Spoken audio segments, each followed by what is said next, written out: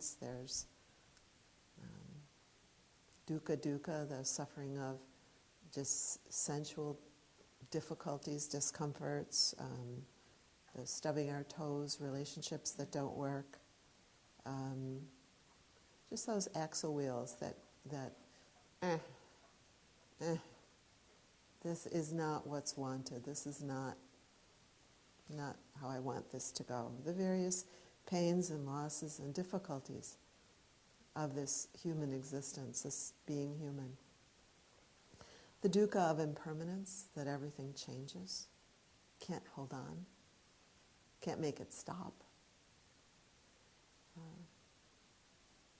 And the dukkha of conditioning, of conditioned things, that everything is the result of causes and conditions, just too many to count, too infinite, too beyond our control.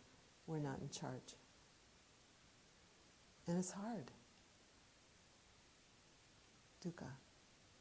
And we all want to be happy. And the Buddha, on his journey, he set out really in exactly the same way that we're doing here. You know, he said, yikes, there's this stress, there's this dukkha, there's this suffering in life and in my life. And where's freedom? Where's happiness? Really, ultimately, where's unshakable happiness? And here we are just on exactly the same journey.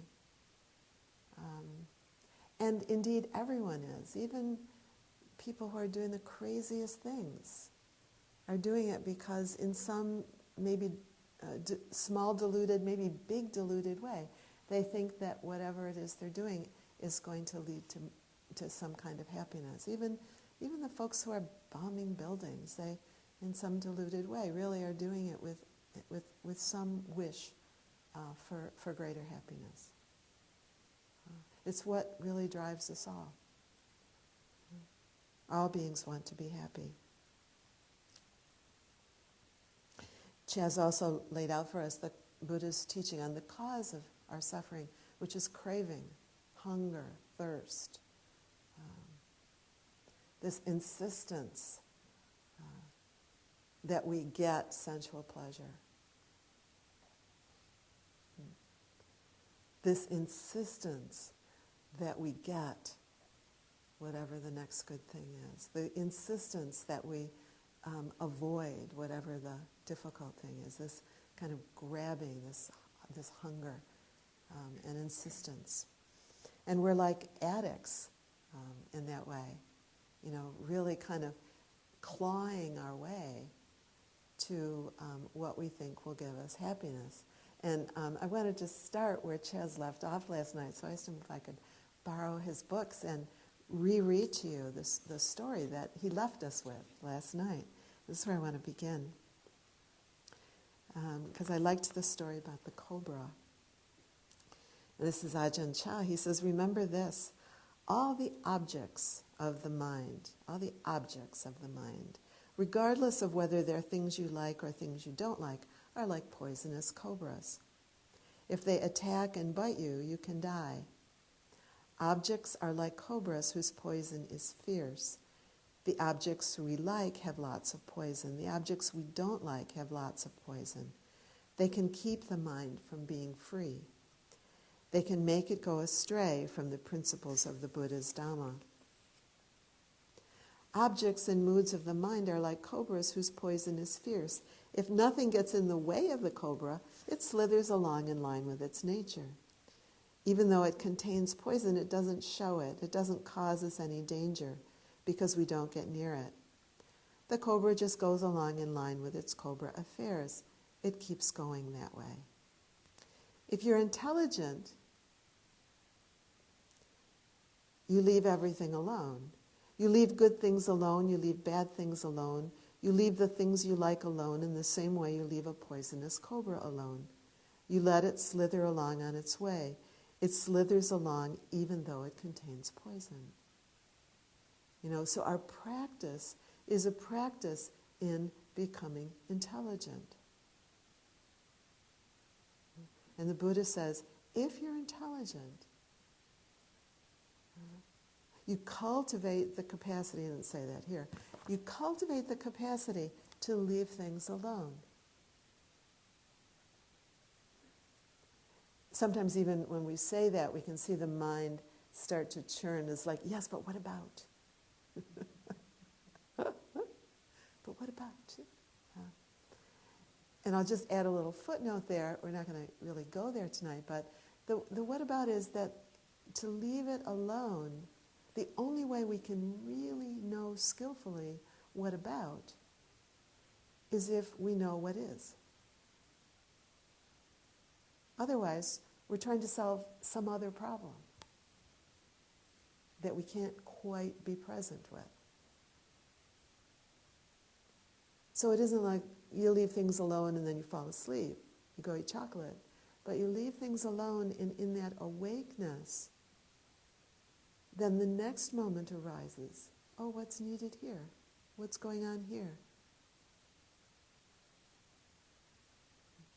So the Buddha invites us into this mindfulness. Chaz read Gil Fronsdale's note about mindfulness, being fully present, leaving the cobra alone.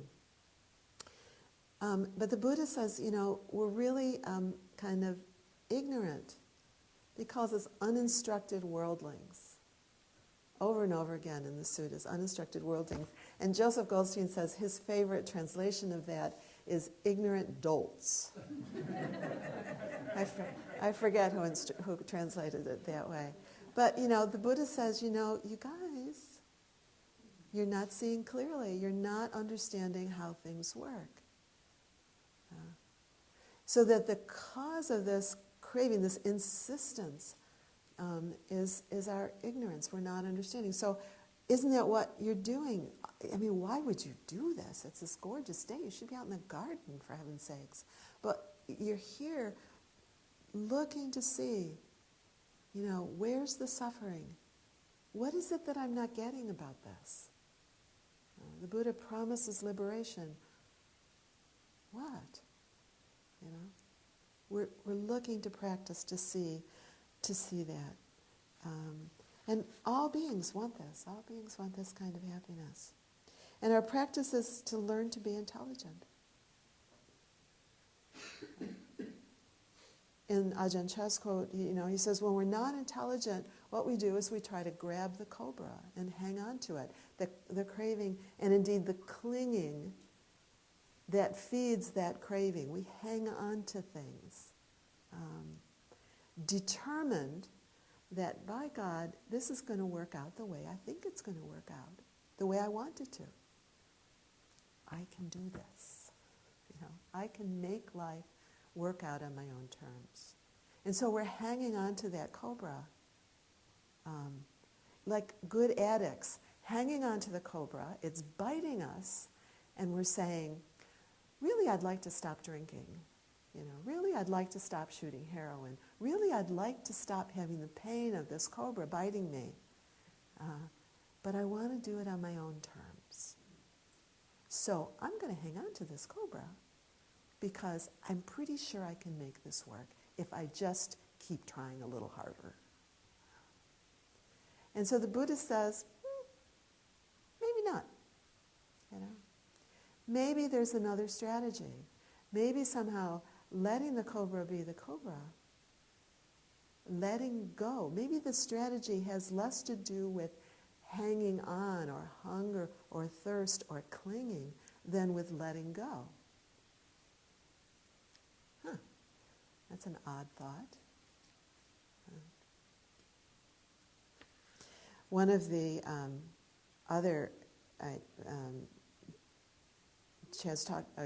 both Chaz and Pat talked about wise view, and as part of the Eightfold Path, and that wisdom, that kind of understanding of, what is suffering, how does it work, is an important frame for our practice. And the Buddha offered 8 different kinds of recipes, if you will, for how to work with our suffering. In the Eightfold Path, I talked the other night about wise energy or wise effort, joyful effort, understanding how to bring effort to something is one of the pieces of the recipe. And one of the pieces of the recipe is called wise intention, sometimes translated as wise thought or wise resolve. It's the orientation of the mind toward the problem to be solved. You know, how do we intend? What is it that we're trying to do? What is it that we're orienting ourselves toward? And classically, there are three different pieces of that. One of them is if you want to find release from suffering, it is more wholesome to orient the mind toward non-harming than harming. Compassion. You know, if you orient the mind toward harming, no matter how many buildings you bomb, you're not really going to find happiness. It's not going to work. Okay, that kind of makes sense. If you orient the mind toward kindness, non-ill will, it works better. If you orient the mind toward ill will, you're not going to find happiness. That's that famous saying, you know, hatred never ceases by hatred. You know, I had a little run-in with my insurance company a week ago. You know, and you know that place where you're determined that you're going to win by getting pissed off? You know? Hatred never ceases by hatred. It doesn't mean don't do something. It means orienting the mind toward hatred, toward ill will. It's not going to get you where you want. Even if you win, sort of, the battle, it's still not going to bring happiness. And the third aspect of wise intention or wise resolve is renunciation.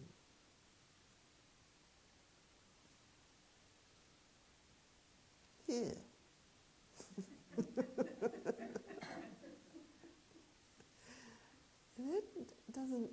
That doesn't sound like so much fun.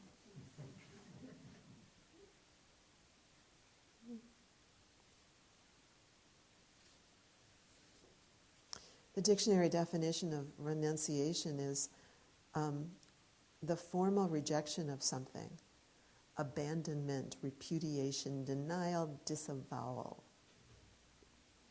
I don't think that's what the Buddha meant.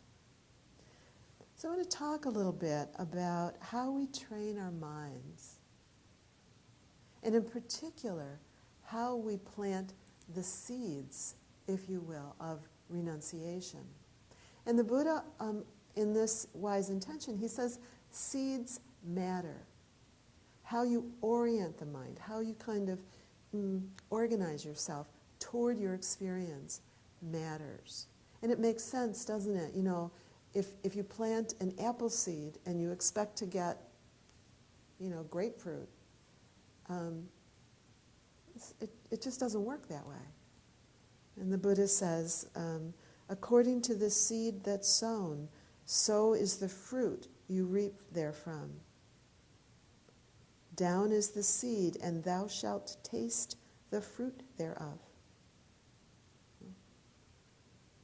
So wise intention, loving kindness, and compassion, those three qualities, when you go into the Dharma store and look for the seeds that are going to orient you, that you're going to plant, that are going to help, you find your way to the release of suffering. You look for the package that says, this package contains renunciation, loving kindness, and compassion, non-harming. But it's the renunciation one that sometimes gets us a little tangled up, so that's the one I want to talk about. This is Thanissaro on renunciation. He says, with renunciation, Buddhism takes a familiar American principle, the pursuit of happiness, and inserts two important qualifiers. The happiness it aims at is true. ultimate, unchanging, undeceitful, unsurpassed. This is not an ordinary happiness that we're talking about. This is not chocolate ice cream. So the happiness it aims at is true, and the pursuit of that happiness is serious, not in a grim sense, but dedicated, disciplined, and willing to make intelligent sacrifices. Not just sacrifices for the sake of sacrifices, but willing to see what intelligent sacrifices there are.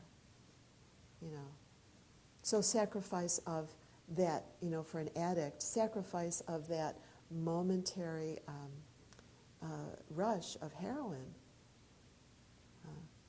for some larger goodness. Thanissaro goes on. He says, what sort of sacrifices are intelligent? The Buddhist answer to this question resonates with another American principle. An intelligent sacrifice is any in which you gain a greater happiness by letting go of a lesser one. In the same way, you'd give up a bag of candy if offered a pound of gold in exchange. In other words, an intelligent sacrifice is like a profitable trade. The analogy is an ancient one in the Buddhist tradition. And then he goes on to say, there is something in all of us that would rather not give things up. We'd prefer to keep the candy and get the gold. And that's that place, isn't it? Where we sort of want it our own way. We want it both ways. We want the short-term release. We want that heroin shot. We want to stop by the bar just one more time. And we want freedom from addiction. And the Buddha is saying, with wise attention, when he's talking about renunciation, he's saying, you can't have it both ways. And that's that place, you have to kind of choose, well, what are you going for here?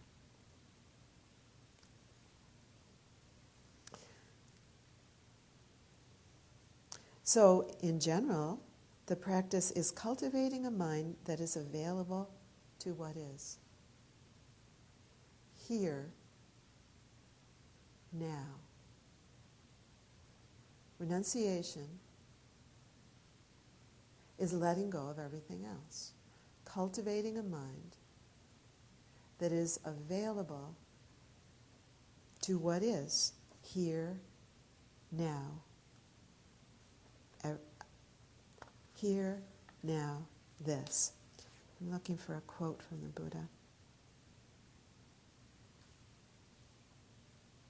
which I can't find, so we'll forget about it. I want to do a short digression into neuroscience, because I think it'll help us understand renunciation a little bit. We all have heard, or many of us have heard, there's so much research now about neuroscience, and it's really so fascinating.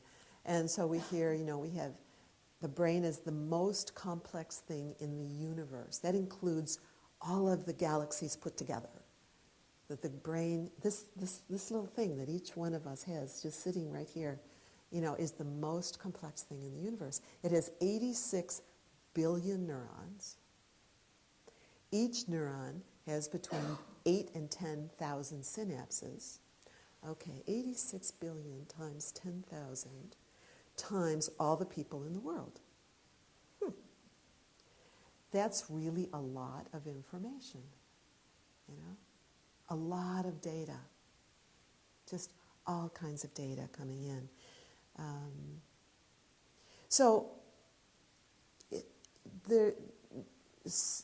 Evolution has developed some strategies, has helped us as human beings develop some strategies that enable us to navigate that colossal amount of information. Just think about what happens to your mind when you go into that room in your house that has all that stuff in it. or that closet, or your desktop, or the desk that you left at home, or in my case, my garden shed. You go in and you go, and it doesn't have anywhere near that many pieces of data, but it's overwhelming. It's like, I can't deal with this. It's too much. So the people who survived to become our ancestors developed some strategies for, if you will, reducing that amount of information to a manageable level. So I can kind of navigate, I can find my shoes, I can, figure out where the grocery store is, those sorts of things. And the strategies, we can divide the strategies into three categories. I'm sure you can divide them into as many categories as you want, but I'll divide them into three. One is a strategy to separate. We separate things into file folders that have to do with this and that. These are fruits, those are vegetables. As though fruits and vegetables were somehow, like fundamentally different. This is me, that's you. As though somehow we were really separate. But we do it as sort of an efficient, somewhat efficient strategy to kind of say, okay, I don't have to really, most of the time, be too intimately involved with the 86 billion times 10,000 neurons that are firing in your brain. I just deal with the ones that are in mine, and so I can sort of have this delusion or illusion that I'm over here and you're over there, and we're really things that are separate, and there we are, and I don't have to worry about you. It's just a strategy. It's just a way of making life a little easier. And the people who didn't develop that kind of strategy, well, in our world right now, the people who don't have that kind of strategy tend to be the folks who are kind of walking the streets, who are homeless, the psychotics, who really can't quite organize all of the information that's coming in any kind of a coherent way. Dan Siegel talks about organizing the information in a flexible, adaptive, coherent, energized, and stable way. That's what we're trying to do by making the sense of separation. Stability. This impermanence thing is really quite a challenge, Bam, bam, bam, data, 86 billion times 10,000, and now it changes every minute, every second, every nanosecond. Whew. So the brain has organized some strategies for stabilizing that information, imagining that things are permanent. Okay, great. I got it. We have to keep open to the impermanence. We can't really shut down. If we shut down, we're not going to grow. We're not going to take in new information. We're not going to, assimilate new information. So we can't really shut down. We'll be dead. And we can't take in too much information, or we'll be chaotic. And so we need to stabilize it somehow. So we have strategies that try to stabilize the impermanence. Okay, they're strategies. They're useful. They're trying to hold these dynamic systems in place somehow. So we have file folders about what those strategies are. This is how, this is how things work. This is what this is. This is what that is. We have strategies. And safety, the third dimension is safety. As a species, we need to survive. We're driven to survive. It's just part of our nature. We also need to maintain ourselves, as Jeff was pointing out the other day. We need to maintain ourselves in our tribes, or we'll perish, especially as little ones. We've got to figure out a way to be safe. And so part of that, we've evolved to be skilled at feeding, fighting, fleeing, freezing, and reproducing to do what it takes to make ourselves, to make ourselves safe.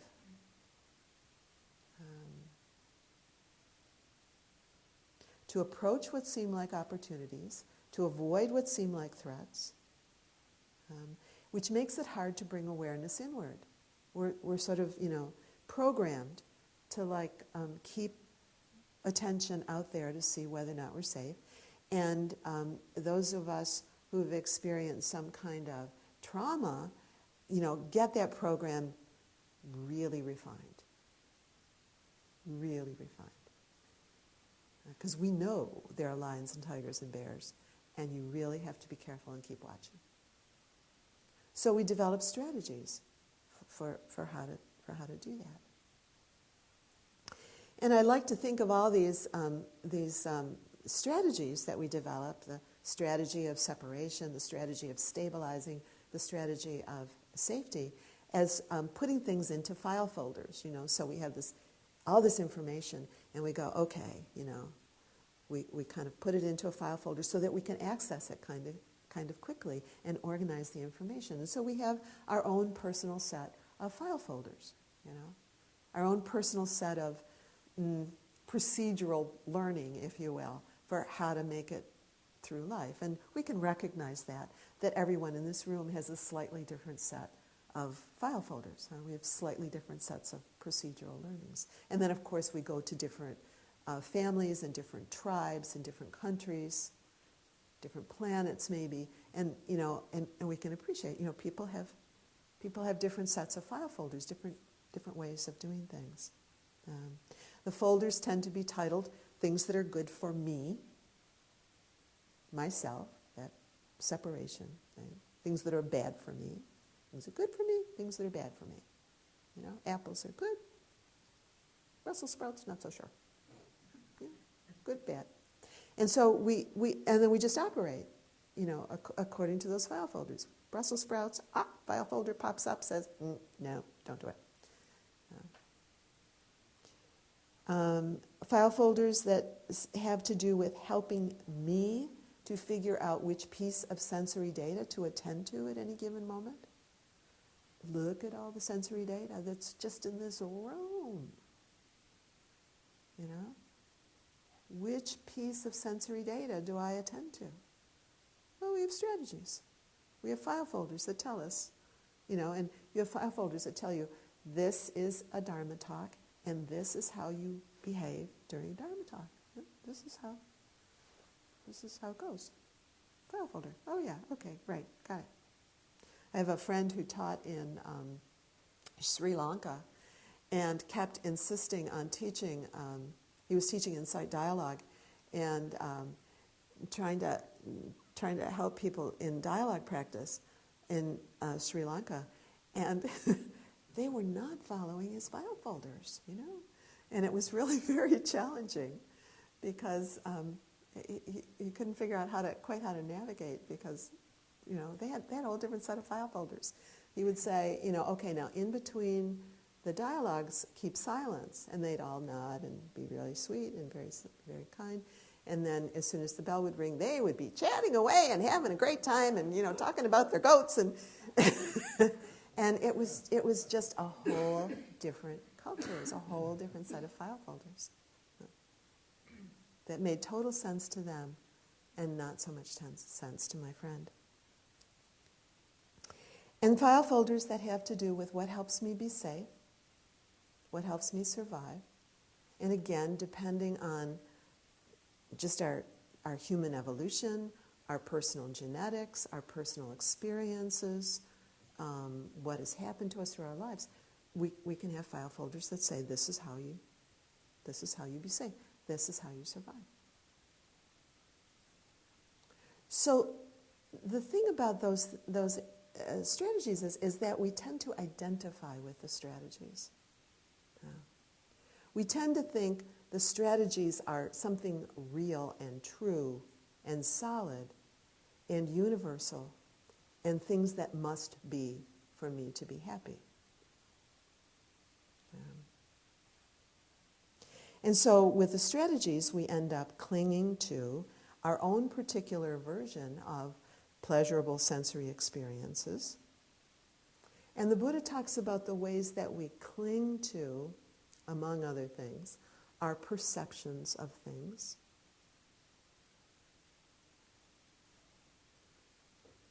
Our views of things, a little bit more elaborate than a perception. And the stories that we tell ourselves that support our views and our perceptions. We cling to those file folders. So I want to talk about each of those a little bit,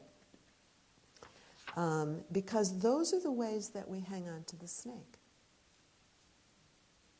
By clinging to these pieces, if you will, that feed then the craving. I'm not going to talk too much about pleasant sensory experiences, clinging to pleasant sensory experiences, because we kind of know that one a bit. But I want to talk about the others a little bit more. Perceptions. As little babies, we have to learn how to perceive things. And we learn to name things. We learn to recognize that that thing is a flower.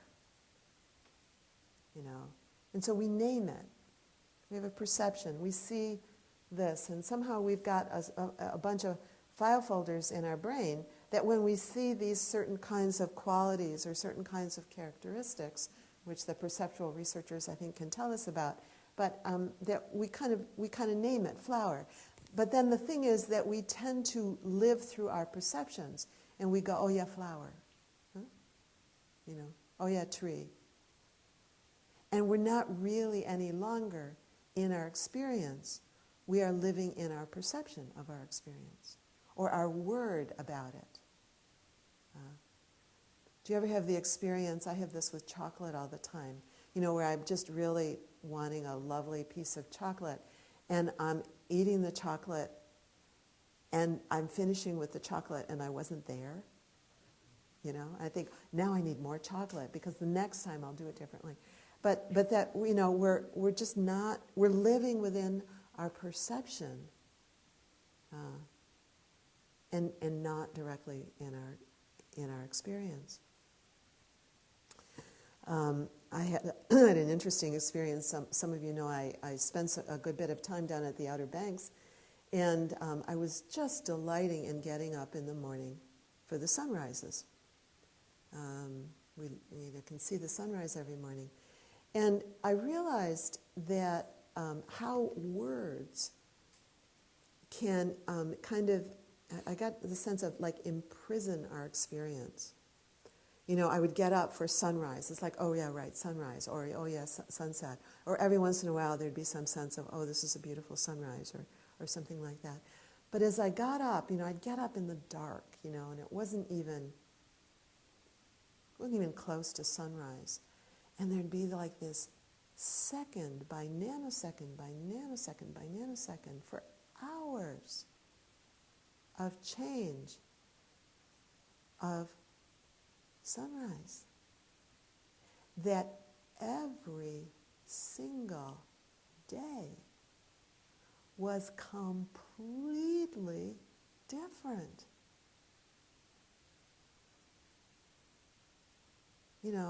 So the word helps us when we don't have time to spend hours looking at sunrise or flowers or trees or grass or shopping carts or whatever. It helps us organize and get through life, but it's not the thing, and it's not the experience.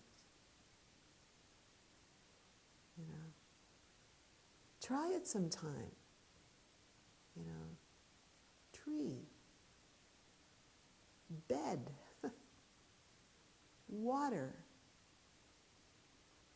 our perception. It's a file folder. It's not the thing.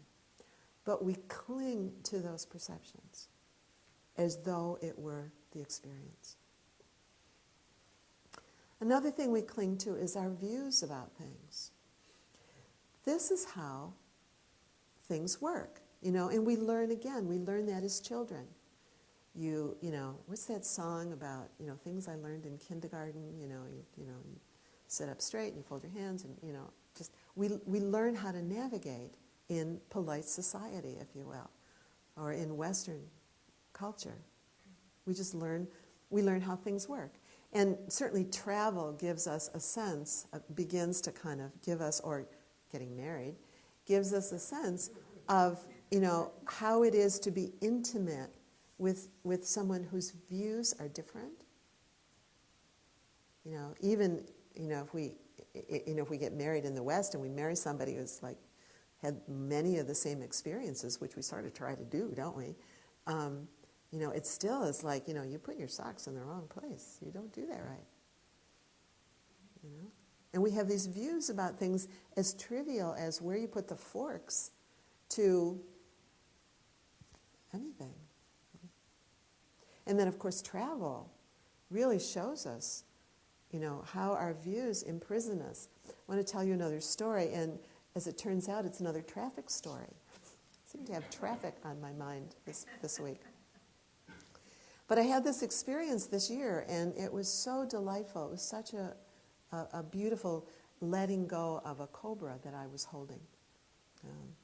Many of you know, I've been traveling to Bali for about 20 years now, off and on. And so I've had a lot of experience with Bali, and I love it. It's wonderful. And the one thing that I have suffered horribly with in Bali is traffic. The traffic in Bali is, according to my Western mind, completely nuts. There are, trucks and buses and thousands of motorbikes, and the line in the middle of the road is a mere suggestion. And it's, the one-way street sign is a mere suggestion. And whoever is in the road is in the road. There are small children. There are 6-year-olds. Our lawyers would go berserk. There are 6-year-olds, gobs of them, rushing out of school right into traffic, along with the trucks and the buses and the dogs that are lying there going, what is your problem? So it's just, and it's just crazy. And so for years, my husband would drive and I'd go, it was like I'm suffering just constantly from the traffic. And we live, when we're there, in a city that's about the size of Charlottesville, and it has 4 traffic lights. So all of this is just happening in what just seems like, in my Western view, complete craziness. What is wrong with these people? Why do they not have more traffic lights? And how is it that they come out of a side road and, I swear, do not look? They don't. They just look. They just go. How do they get away with that? And the rule about you have to be 16 to drive in Bali, well, you have to be 6. I kid you not. You have to be 6. You have to be big enough to be able to see over the edge of the motorbike and reach the pedals. That's all you got. That's all you need. So my view, is just making me a little nuts about driving. So over the years, these last couple of years, so this year it finally came together. I let go of the cobra because I went, you know what? They're using different file folders. They have a completely different understanding of how traffic works. Basically, the principle is, watch out for one another, pay attention, whoever is in that spot owns it, So if there's a 6-year-old in that spot, don't hit them, Oh, how sweet. how gentle. They don't need to have all those rules. They don't need to have all those stoplights. Huh? They don't need to look coming out of the side road, because if right in front of them there's space, it's theirs. So my view was causing a lot of suffering. Once I saw that, I could relax, open my view, say, oh, it's different here. That's okay. And then I could start to navigate with, okay, now how do I get into that rhythm as a pedestrian? How do I get into that rhythm? How do I do that? So then it became a very manageable task. So letting go of the view and letting go of my insistence that my view was the right one. Another way that we cling, that we really kind of feed those cravings, I do this, it's like, another way that we hang on to the snake is with our stories. As little children, we either are told, or rehearse, or tell ourselves, we make up stories about why things happen. I had this difficult experience when I was 4. It happened because, that person was bad, I was bad, all of the above. It was raining out, what?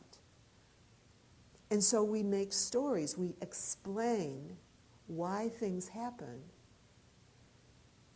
and then we live within those stories, and we hang on to them, so that time changes, and now I'm in relationship with that same person, 50 years later, and I'm still telling the same story. Because I know who you are and who I am and how it is. And furthermore, not only with the same person, but now with all people. I'm telling the same story about myself.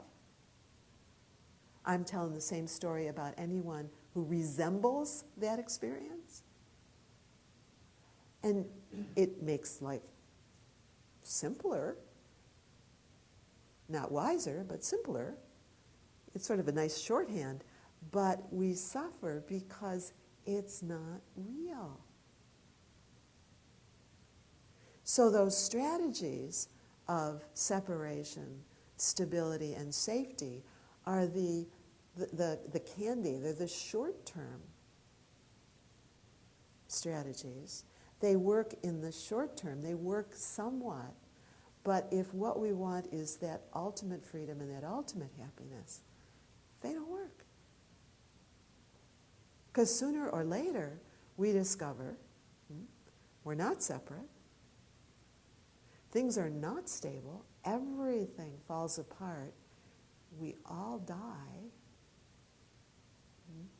We're not safe, really. Ultimately, in that sense, that physical body. So they don't really work. And so the Buddha invites us to begin to see that those are useful as strategies. If we had every moment to figure out all of those neurons, all of that data, we couldn't do it. We need strategies. I was telling somebody today that I read in, Tim Wilson is a perception researcher at UVA, and he says we can only carry in our conscious mind 41 bits of information at a time. I don't know how they figured that out, but, so 86 billion times 10,000, 41 over 86 billion times, it's not very many, really. So we need the strategies. But if we can remember, the Buddha says, notice that they're strategies and let go, cultivate the capacity to let go of your insistence on clinging to them, hanging on to them. because that's what's biting you. Or that's when the strategies bite you.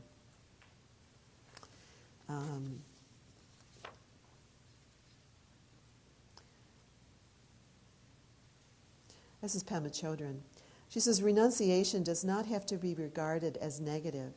You could say that renunciation is the same thing as opening to the teachings of the present moment. When we sit in meditation, we feel our breath as it goes out, and we have some sense of willingness just to be open to the present moment. Then our minds wander off into all kinds of stories and fabrications and manufactured realities, and we say to ourselves, it's thinking. We say that with a lot of gentleness and a lot of precision. Every time we are willing to let the storyline go, and every time we are willing to let go at the end of the out-breath, that's fundamentally renunciation. Learning how to let go of holding on and holding back. So renunciation is seeing clearly how we hold back, how we pull away, how we shut down, how we close off.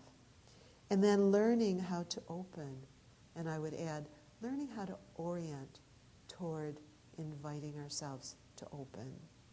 It's about saying yes to whatever is put on your plate, whatever knocks on your door, whatever snakes slither by, whatever calls you up on your telephone.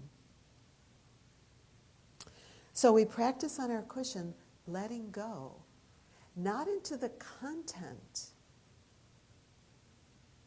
but letting go into awareness, opening so that we can see what's happening here. Where am I caught?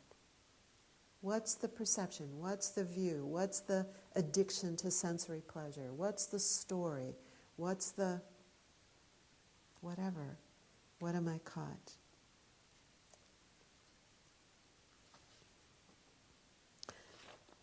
Another story of my own that I just wanted to share with you. You know how you come to, well, maybe you don't.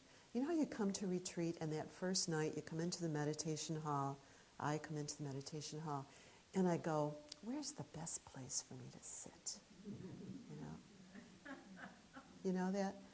And which is the best cushion? Do I need one or two sabotons, and so you get all set up. Well, I did that one time on retreat. Well, I do that all the time on retreat. But one time I was sitting in retreat, and I did that the first night.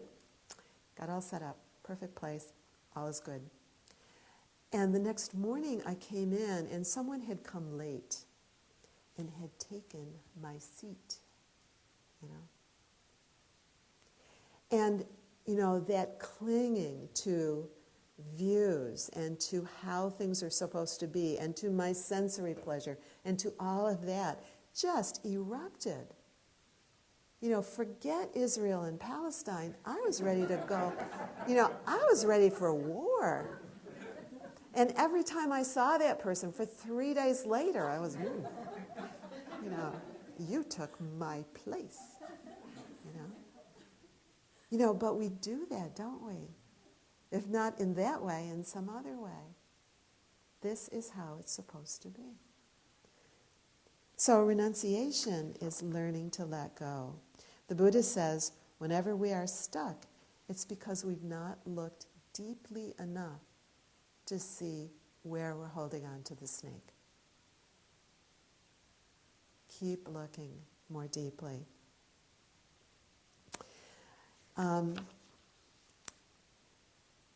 Nevertheless, even the Buddha didn't initially think renunciation was such a great idea, which I find amusing and comforting. One of the stories in the Sutta is a man named Tapusa had gone to Ananda, and he said, Ananda, the Buddha teaches about renunciation, and, but we're householders, and I know you monks really delight in renunciation and all that, but, we're householders, and, frankly, I just don't get it, and it doesn't sound like such a cool idea to me, and I don't understand. Can you explain it to me? And Ananda says, well, not really. I don't really understand it either. So let's go ask the Buddha. And so together they go and ask the Buddha and ask him about renunciation. And, they say, we are householders, and renunciation to us seems like a sheer drop-off. Yet I've heard that in this doctrine and discipline, the hearts of the very young monks leap up at renunciation. They grow confident, steadfast, and firm, seeing it as peace. So right here is where this doctrine and discipline is contrary to the great mass of people, this issue of renunciation. And so the Buddha says, so it is. He says, so it is. Even I myself, before my awakening, when I was still an unawakened bodhisattva, thought, renunciation is good. Seclusion is good, but my heart didn't leap up at renunciation, didn't grow confident, steadfast, or firm, seeing it as peace. The thought occurred to me, what is the cause? What is the reason why my heart doesn't leap up at renunciation, doesn't grow confident, steadfast, or firm, seeing it as peace? Then the thought occurred to me, I haven't seen the drawback of, in this case he's talking about sensual pleasure, I haven't pursued that. I haven't understood the reward of renunciation. I haven't familiarized myself with it. That's why my heart doesn't leap up at renunciation, doesn't grow confident, steadfast, or firm, seeing it as peace. Then the thought, he goes on, he says, then the thought occurs to me, well, if I were to do that, if I were to familiarize myself, maybe renunciation would seem better. And then he says, so at a later time, having done that, having really inquired into letting go, then he said, my heart leaped up at renunciation. It grew confident, steadfast, and firm, seeing it as peace. And he goes on. And then he goes on through all 9 jhanas. He says, the same thing happened to me every time I found this place of delight. And I saw that it wasn't full awakening. It was like, well, I don't know if I want to let this go, because if I let this go, maybe I don't know what's going to happen. And he said, every time I did the same practice, my heart didn't leap up, but I thought, well, what if I investigate and look to see? And sure enough, oh, yeah, okay, that worked. And so he's gaining faith and confidence that he can continually let go. And so he ends up by saying that with full realization, you've heard this before this week, my release is unshakable. Nothing can happen that will disturb my peace, my serenity, my deep and abiding happiness. Nothing can happen that will disturb me. This is all. I'm not going to read you the whole sutta. This is the whole sutta. So we take refuge, huh? We take refuge in the Buddha. He says, I did it. You can do it too. Remember that light that Chaz talked about at the very beginning. There's that light in us that knows. There's this quote from Thomas Merton, who was a Catholic monk who I think of as a saint. He said, life is this simple. Oh, he had this experience. He was walking on an ordinary city street, busy city street in downtown Louisville, with ordinary people, trucks going by, bicycles, dogs, cats, whatever. He's just walking on the street. And he had this awakening moment. He said, this is what I saw. He said, life is this simple. We are living in a world that is absolutely transparent, and the divine is shining through us all the time. This is not just a nice story or fable. This is true. So we take refuge in the Buddha. We take refuge in our own capacity for awakening. We take refuge in the Dharma. We take refuge in the teachings. And we go, how does this work? Really? Effort? Energy? Why speech? mindfulness, concentration, how does this work? We take refuge, we inquire, we practice. We sit here doing all this hard work. We take refuge in the Sangha of enlightened ones, the Sangha of wise teachers, beings who can help us, guide us. We take refuge in the support of one another. Look around. We take refuge of, all the wisdom that you've heard in the interview groups. We take refuge in one another in the ways that we can help and guide and support and love and care for each other on the path. Bring one another tea. Renunciation. The Buddha says, what we incline our minds toward, that is what will condition our minds. So he invites us to cultivate the capacity, inclining our minds toward the practice of compassion, the practice of loving kindness, and the practice of letting go, of renunciation. I want to end with a story, that Thomas Merton says the divine is shining through us all the time. And I love the experience of seeing it in ordinary life. If we really pay attention, we see it all the time. And I read something in the Washington Post that I want to share with you that I found just incredibly inspiring. And it was inspiring because this person has obviously been practicing being in the present and letting go of snakes for a very long time. And the person is...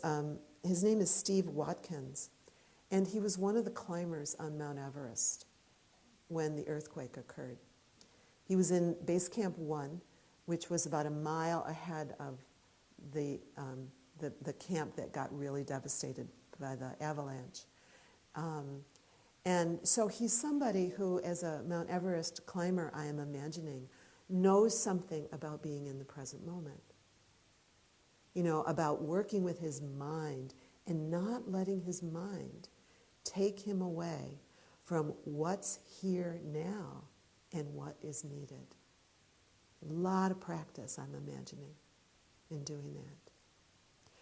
So he's in Base Camp 1, and the earth starts to move. Big movements. And he goes, I think we're in trouble here. I'll read to you. This is from the Post. He said he could barely stand as the ground jumped, and this is the person who interviewed him.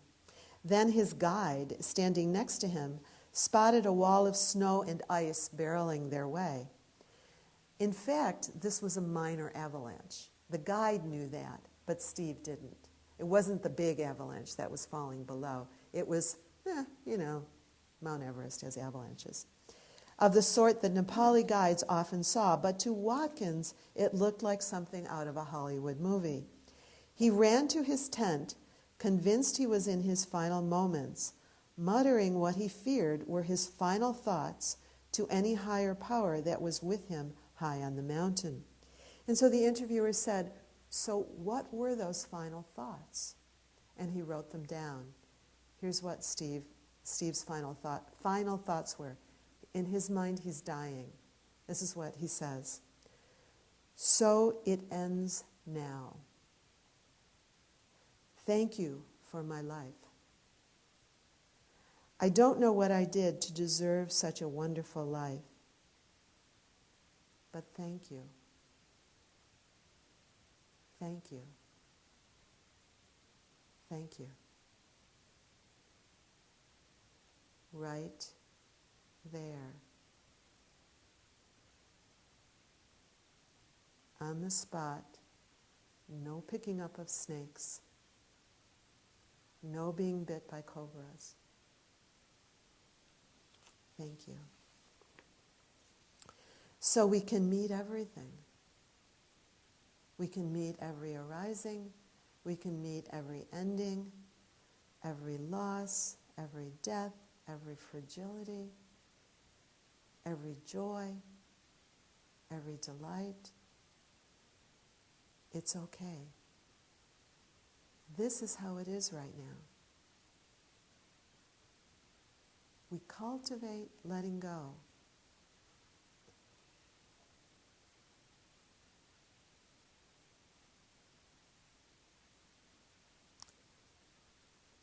So it ends now. Thank you. Thank you. Thank you.